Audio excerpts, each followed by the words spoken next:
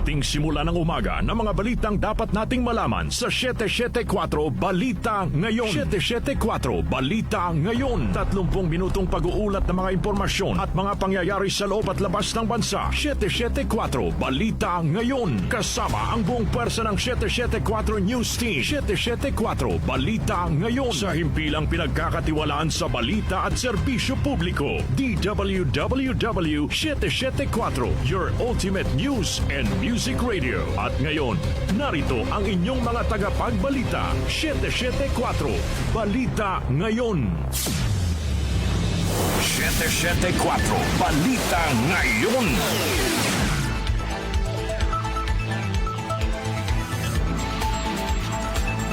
Magandang umaga, Luzon, Visayas at Mindanao. Ngayon po'y araw ng Miyerkules, January 7, 2026. Narito na ang 774 Balita Ngayon. 774 Balita Ngayon. At sa ating pong mga headlines. Inflation rate sa bansa bahagyang bumilis sa 1.8% noong Disyembre. Mahigpit na liquor ban at gun ban sa pista ng Poong Jesus Nazareno tiniyak ng PNP. Malacanang haharapin ang anumang ihahaing petisyon sa Korte Suprema kaugnay sa legalidad ng 2026 national budget. Panibagong balasahan sa gabinete ni Pangulong Ferdinand Marcos Jr. itinanggi ng Malacanang. Bulkang Mayon sa Albay itinaas sa Alert Level 3 dahil sa patuloy na aktibidad. Mga sangkot naman sa Ghost Senior High School voucher claims kinasuhan na ng DepEd.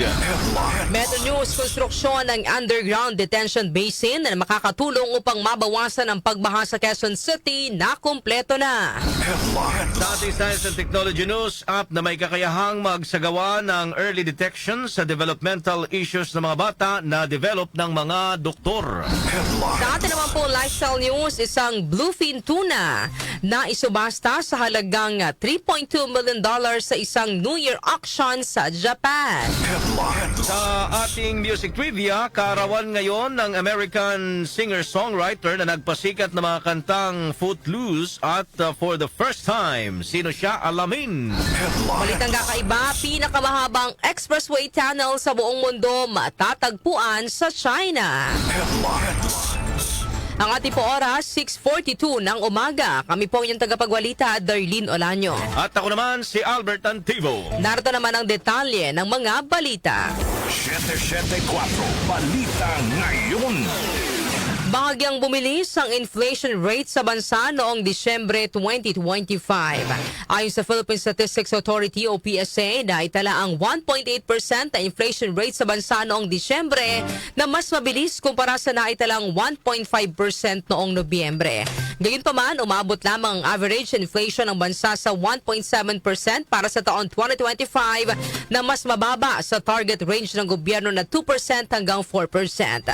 Ayon sa PSA, pangunahing nakapag-ambag sa pagbilis ng inflation noong nakalipas na buwan ay ang pagtaas ng presyo ng mga pagkain, partikular na ang mga gulay at produktong harina na karaniwang ginagamit sa food consumption noong kasagsagan ng holiday. 774 Balita Ngayon. Siniguro naman ng Philippine National Police o PNP ang mahigpit na pagpapatupad ng liquor ban at gun ban bilang bahagi ng pinaigting na seguridad para sa pista ng Jesus Nazareno sa Enero 9. Ayon kay Acting PNP Chief Lieutenant General Jose Melencio Nartates Jr., nakikipag-ugnayan na ang PNP sa pamahalang lungsod ng Maynila upang matiyak ang ligtas at maayos na pagdaraos ng mga relihiyosong aktibidad kaugnay ng pista. Dagdag pa ni Nartates, magdideploy ng sapat na bilang ng mga pulis upang maipatupad ang liquor at gun ban. Gayon din ang pagbabawal sa paggamit ng mga paputok at iba pang pyrotechnical materials. Bukod dito ay naprubahan na rin ng pamunuan ng PNP ang rekomendasyon ng National Capital Region Police Office o NCRPO na suspindihin ang permit to carry firearms outside of residence mula Enero 8 hanggang Enero 10. Samantala, idineklara naman ni Pangulong Ferdinand Marcos Jr. ang Enero 9, 2026 bilang Special Non-Working Day sa lungsod ng Maynila para sa kapistahan ng Poong Jesus Nazareno. Layo nitong masiguro ang maayos na daloy ng mga deboto at trapiko at mapanatili ang kaayusan at kaligtasan ng publiko.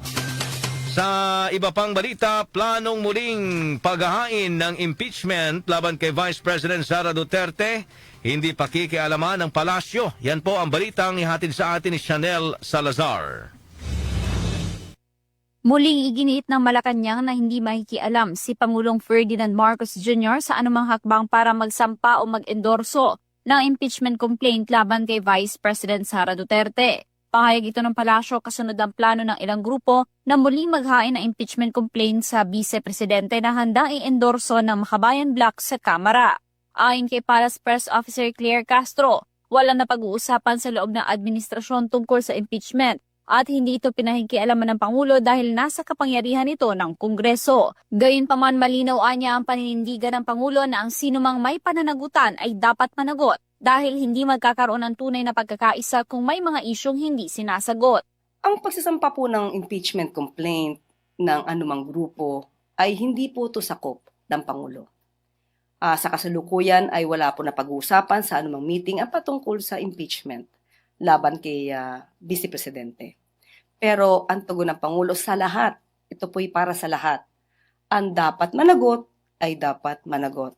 Hindi po magkakaroon ng pagkakaisa kung may naiiwang issue na dapat na sagutin.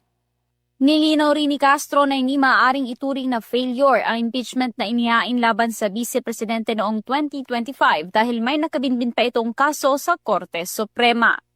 Ako si Chanel Salazar ng DWWW 774, your ultimate music radio. Maraming salamat, Chanel Salazar. 774 Balita Ngayon. Handa naman ang Malacanang na humarap sa anumang petisyong ihahain laban sa 2026 national budget. Tugon ito ng palasyo sa plano ni Caloocan Congressman Edgar Erice na paghahain ng petisyon sa Korte Suprema upang questionin ang legalidad ng unprogrammed appropriations sa 2026 budget. Ayon kay Palace Press Officer Claire Castro, may karapatan ang sino man na maghain ng petisyon at iginagalang ng palasyo ang prosesong ito. May karapatan po sila na dumulog sa Korte Suprema at tanungin kung unconstitutional ang parte na to ng 2026 national budget. So, tignan naman po natin, of course, kapag po sila nag-file ng petition, sasagot naman po ang administrasyon at tignan na naman po natin kung ano magiging resulta at magiging desisyon ng Korte Suprema. Binigyan din ni Castro na kumpiyansa ang Malacanang na pasado sa konstitusyon ang 2026 General Appropriations Act. Ang pondoan niya ngayon taon ay malinis, maayos at malinaw na nakatuon sa kapakanan ng mamamayan. Samantala, pag-veto ni Pangulong Ferdinand Marcos Jr. sa 92.5 billion pesos ang program funds, bunga ng protesta at panawagang transparency ng mamamayan. Narito naman po ang report ni Grace Mariano. Iginiit ni Akbayan Party List Representative Percy Sendanya na ang pagbito ni Pangulong Ferdinand Bongbong Marcos Jr. sa 92.5 billion pesos na unprogrammed appropriation sa ilalim ng 2026 national budget ay bunga ng protesta at panawagang transparency ng taong bayan. Naniniwala si Sendanya na kung hindi nagsagawa ng mga pagkilos ang mamamayan ay baka mas mataas pa ang unprogrammed appropriations ng Administrasyong Marcos ngayong taon. Sa katunayan, sabi ni Sendanya, sa ehekutibo din naman ang galing ang naunang 249.9 billion pesos na halaga ng unprogrammed appropriations na orihinal na nakapaloob sa National Expenditure Program. The President's veto of unprogrammed appropriations items in the 2026 national budget is the direct consequence of popular vigilance and pressure. He and his cabinet should not congratulate themselves for their newfound commitment to fiscal discipline and prudence. On the contrary, without the recent waves of citizens' protests and calls for transparency, the Marcos administration would have likely permitted a much higher UA for this year. The President and his cabinet's assurances of greater fiscal prudence ring hollow. Bunsod nito ay tiniyak ni Sendanya na patuloy na isusulong ng akbayan ang mga panukala para sa transparency at pananagutan.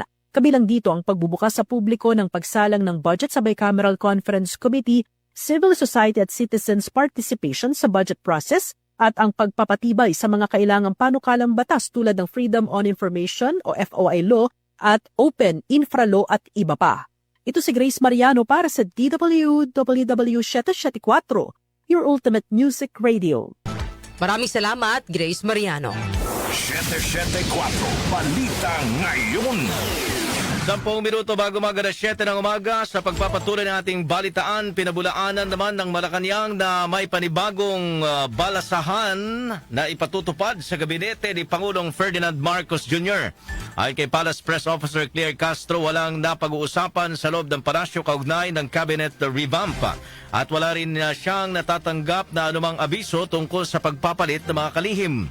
Dagdag ni Castro, posibleng espekulasyon lamang ang kumakalat na umano'y rigodon sa gabinete. Pero kinumpirma ng palasyo na nagpapatuloy ang performance review sa mga opisyal ng gobyerno at nakadepende pa rin sa Pangulo kung siya ay kontento sa kanilang trabaho. Nauna rito muling umugong ang ulat na posibleng maapektuhan ang ilang ahensya ng gobyerno sa umano'y balasahan, kabilang ang Department of Health, Department of Tourism, Department of Transportation, Department of Foreign Affairs, Bureau of Customs, Department of Education, Department of Public Works and Highways, Department of Information and Communications Technology at Department of Economy, Planning and Development. 774 Balita Ngayon. Samantala, itinaas ng PHIVOC sa Alert Level 3 ang bulkang Mayon sa Albay dahil sa patuloy na aktibidad nito. Ayon sa PHIVOC, ang Alert Level 3 ay nangangahulugang tumataas ang posibilidad ng isang mapanganib na pagsabog ng bulkan. Nakapagtala ang bulkang Mayon ng mapanganib na Pyroclastic Density Currents o PDC o uson na maaaring makaapekto sa itaas at gitnang slope ng bulkan. Sa datos po ng PHIVOC mula January 1, nakapagtala na ng 346 rockfall events at 4 na volcanic earthquake sa bulkang Mayon kumpara sa 599 rockfall events noong Nobyembre hanggang Disyembre 2025. Tumagal ang bawat insidente ng 1 hanggang 5 minuto at nagdala ng lava debris sa loob na 1 kilometro mula sa southern upper slopes. Ang pagdami ng rockfall na dumami pa nitong Lunes ay senyalis umano ng mas mabilis na paglaki ng lava dome at simula ng paglabas ng bagong lava sa crater. Sa ilalim ng Alert Level 3, nire-rekomenda ang paglikas mula sa 6-kilometer radius na Permanent Danger Zone dahil sa panganib na dulot ng mga PDC, daloy ng lava, pagbagsak ng mga bato at iba pang panganib mula sa bulkan. Hinimok din ng PHIVOC sa mga otoridad na abisuhan ang mga piloto na iwasang lumipad malapit sa bunganga ng bulkan. Samantala, large-scale dredging sa mga baybayin ng Ilocos Sur kinondena ng mga environmentalist. Alamin natin ang detalye mula po kay Gina Mape. Kinondena ng isang grupo ng mga environmentalists ang muling pagpapatupad ng Memorandum of Agreement o MOA sa pagitan ng DENR at Isla Verde Mining and Development Corporation sa harap ito ng pagtutol ng mga apektadong komunidad at kanselasyon sa Ilocos Sur.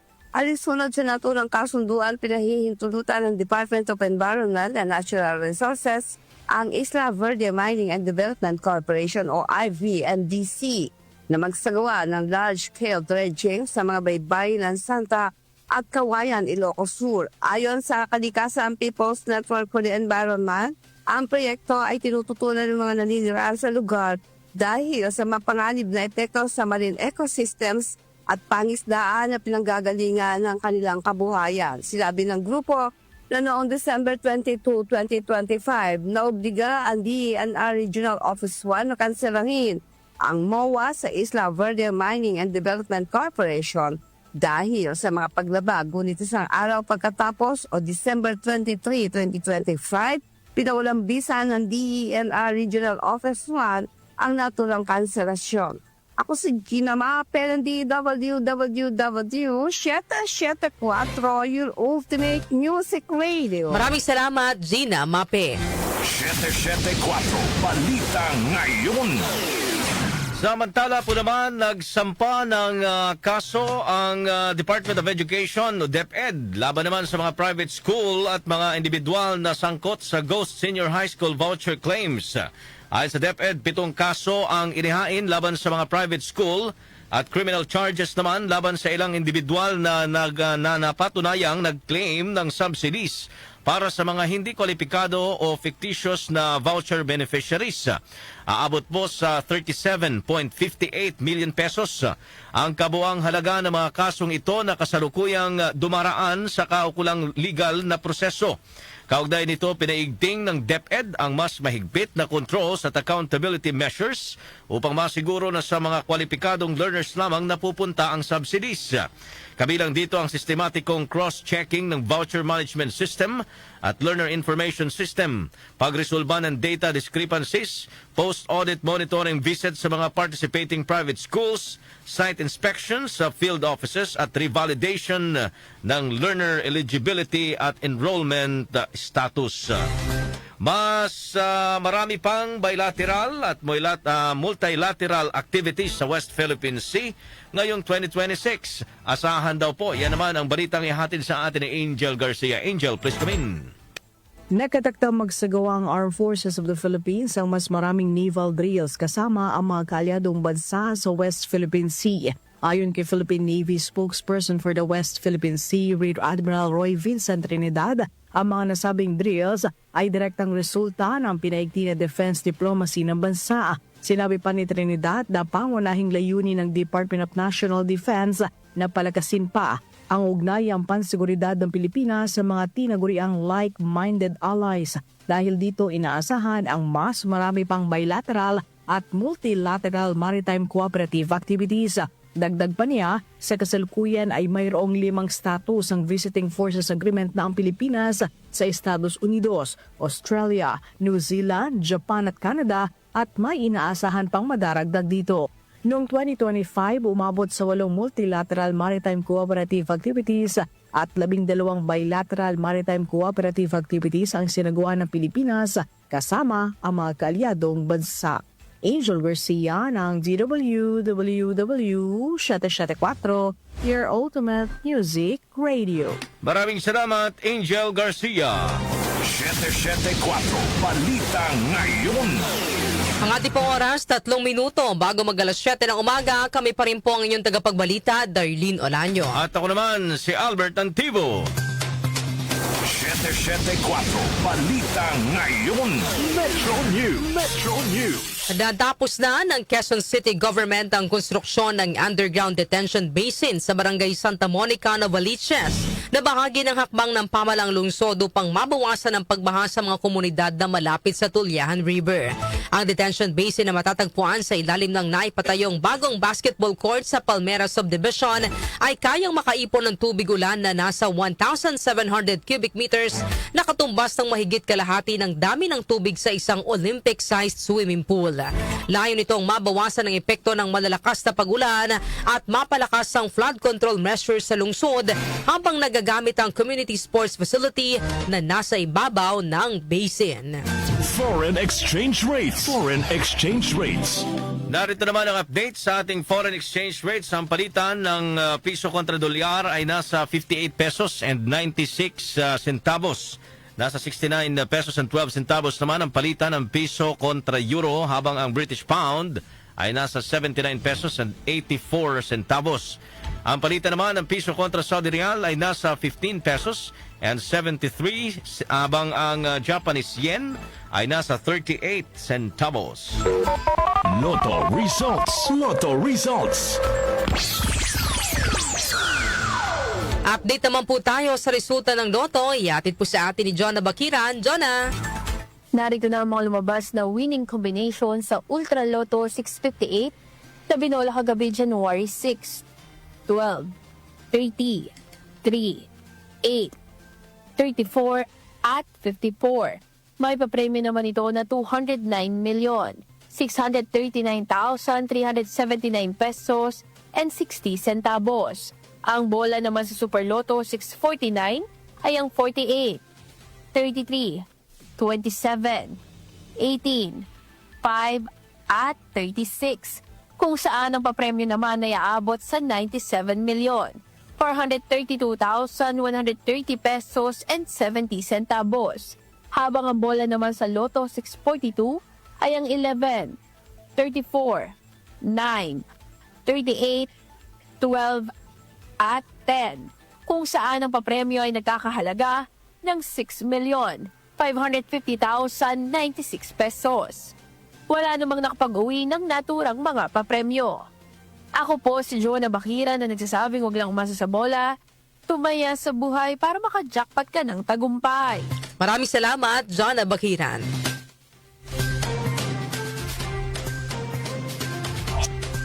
Science and Technology. Science and Technology. Balitang siyensya naman tayo mga kanyusik, na-develop ng grupo ng mga doktor ang isang bagong app na tinawag na agap.ai na maaari pong gamitin para sa early detection ng developmental issues ng mga bata gaya ng autism. Ayon kay Dr. Ebner Maceda, Chief Medical Officer ng agap.ai, limitado rin ang bilang ng mga specialist kaya inaabot ng ilang buwan bago masuri ang mga bata. Bunsod dito, didevelop ng mga doktor ang agap.ai upang matulungan ang mga magulang na madaling ma-record at ma-monitor ang developmental milestones ng kanilang mga anak. Gamit ang app, maaring i-record ng mga magulang ang impormasyon ng kanilang mga anak at makita ang mga age-appropriate milestones ng mga ito na maaring i-organize ng kada buwan at maaring i-grupo bilang social, communication, cognitive at physical development. Maaari ring mag-upload ang mga magulang ng pictures at videos ng kanilang mga anak na ipoproseso ng AI technology upang makita kung mayroon ng signs ng developmental delay. Inihag ni agap.ai Chief Health Development Officer Dr. Maam Joy Tumulak na kapag maagang natutuklasan ang mga delay at nakakagawa ng early intervention, mas maganda ang nagiging kondisyon dahil naaagapan. Lifestyle News. Lifestyle News. Sa atin naman po lifestyle news, isang bluefin tuna na isubasta sa halagang $3.2 million sa isang New Year auction sa Japan. Detalye po ihatid ni Mika Fajardo. Mika. Nabili sa halagang $3.24 million na mahigit 191 million pesos ang isang bluefin tuna na pinakamataas na presyong binayaran sa taunang New Year auction sa Toyosu Fish Market sa Tokyo, Japan. Nakuha ang tuna na may timbang na 243 kilograms o 536 pounds ng Kiyomura Corp na isang Tokyo-based operator ng sikat na sushi restaurant chain na Sushi Zanmai. Nahuli ang bluefin tuna na ito sa karagatan ng Oma sa Northern Japan, nakilala para sa magagandang klase ng tuna sa buong bansa. Tinalo ng tumataginting na bid na ito ang dating record na 333.6 million yen noong 2019. Samantala, agad namang dinala ang higanting tuna sa headquarters ng Sushi Zanmai pagkatapos ay hiniwa at ipinamahagi sa mga restaurant ito sa buong bansa at ibebenta sa karaniwang presyo nito. Ako po si Mika Fajardo ng DWWW 774 Growth Music Radio. Maraming salamat, Mika Fajardo. Music Trivia. Music Trivia. Sa ating music trivia, kaarawan ngayon ng American singer-songwriter na nagpasikat ng mga kantang Footloose. At ang For the First Time. Alamin natin kung tama ba yung kinakanta ko. Mula po sa music trivia ni Binibining Kenny Gacosta. Kenny. Blessed Wednesday morning, narito na ang hatid ko sa inyong music trivia. Kaarawan ngayon ng American singer, songwriter, and guitarist na si Kenny Loggins. Si Loggins ay ipinanganak sa Everett, Washington, USA noong January 7 taong 1948. Bata pa lamang ay malawak na ang interes ni Loggins sa musika, kung saan nasa high school pa lamang siya ay bumuo na siya ng banda na tinawag na The Second Helping. Taong 1970 nang nakapag-record ng kanta si Loggins kasama ang Nitty Gritty Dirt Band. Ang kanyang unang kontribusyon sa mga soundtrack ay naitala noong 1976 para sa pelikulang A Star is Born na pinagbidahan ni Chris Christopherson at Barbra Streisand. Naging matagumpay ang mga kinabilangang pang soundtrack ni Loggins, gaya ng para sa pelikulang Footloose noong 1985 kung saan nanalo siya ng Academy Awards para sa awitin din na may kaparehong titulo, Footloose. Ilan pa sa mga awiting pinasikat ni Kenny Loggins ay ang Flying Dreams, Forever, Meet Me Halfway, at For the First Time na mapapakinggan ninyo dito sa ating News and Music Radio na DWWW 774. At yan, hatid ko sa inyong music trivia. Ako po si Kenny Gacosta. Maraming salamat, Kenny Acosta. Tama yung For the First Time, 1996, no, ni Kenny Loggins. Are those your eyes? Yun, Yan di ba? oo. Is that your smile? Maraming kumakanta niyan sa karaoke. Well, I've been looking at you forever. Pag may mga, di ba, si Doc Justin, ito yung kanta ng kapanahonan niya. Malamang yan. Ng kabataan. Pagsampulin natin si Doc Justin Sige. mamaya.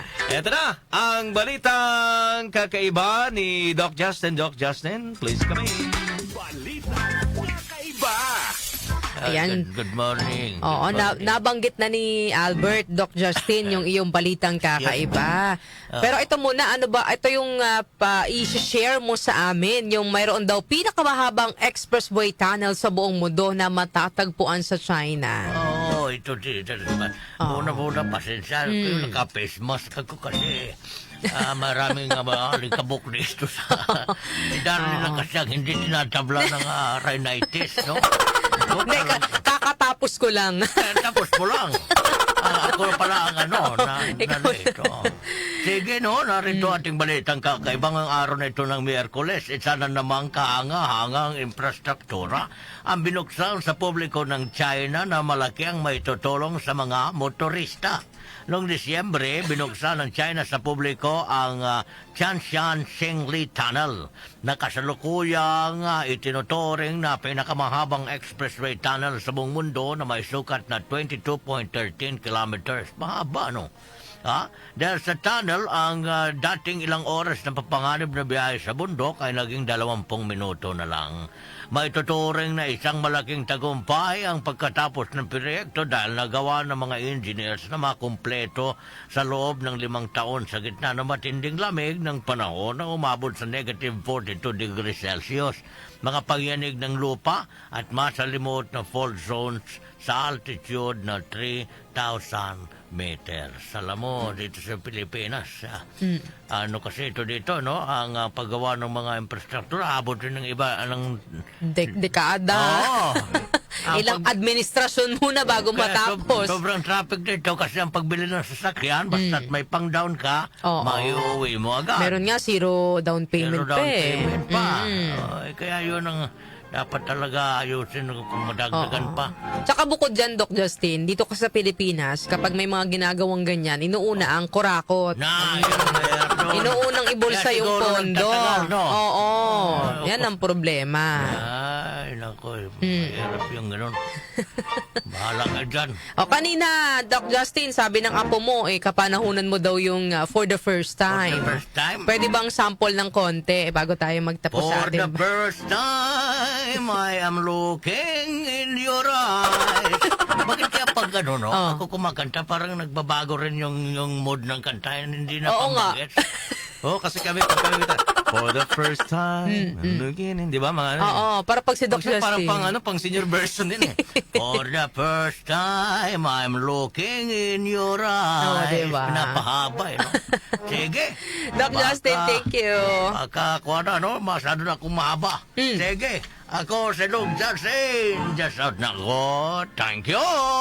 Maraming salamat, Doc Justin, sa ating balitang kakaiba. Bago tayo magtapos sa ating balitaan, Albert, bigay muna natin ang ating katanungan na bibigyan po natin ng opinyon ngayong umaga po ng Miyerkules. Bakit matamlay ang mga Pinoy sa panonood ng pelikula? Wala na bang interes o namamahalan lang sa movie tickets? Ayun. Oo, kasi maganda to kasi may mga showing ngayon. Pansin mo kasi, Albert, no? Di ba kapag December, kaya may mga MMFF. pelikula, MMFF, talagang makikita mo dati na pinipilahan talaga, blockbuster Sa parada talaga. pa lang, blockbuster na. Ano pa kaya sa mga sinihan? Pero ngayon, pansin mo, parang nilalangaw yung mga sinihan, di ba? So, bakit kaya ganon? Ayun, parang, alamin natin mamaya yan. Oo, kung nawawala na ba ng... nakapanood ka na nito mga Naku, showing wala ngayon? pa nga Yan, Kaso lang parang last day na ata ngayon. Ngayong araw. Kung hindi ako nagkakamali. Tingnan natin, baka makahabol mamaya. Lalo mas mahirap kayo manood na January 1st week. Alam mo naman, Darlene, correct. naubo na sila. Tama. Diba? So yan, alamin natin mamaya, Albert, no, kung ano ba yung opinion dyan ng ating mga tagapakinig. Kung sila rin ba may mga napanood na bang pelikula na nag-showing noong nakaraang holiday season. At kung wala pa, bakit ganoon na parang wala ba silang interes? Ano, kulang ba sa budget? Medyo nagbabago na ba ang taste ng tao pagdating sa panunood ng pelikula? Correct. So yan po ang ating tatalakayin. Mamaya po sa opinion mo, opinion ko. Para po sa mga gusto nang magbigay ng kanilang opinion, ang ating pong text line 0929-321-8738. At maaari rin po kayo mag-comment sa ating pong Facebook Live at sa ating YouTube channel. At inyo pong narinig ang mga may init na balita ngayong araw po ng Miyerkules, January 7, 2026. Kami po inyong tagapagbalita, Darlene Olanyo. At ako naman si Albert Antivo. Napasa inyo ang 774 Balita Ngayon. 774 Balita Ngayon.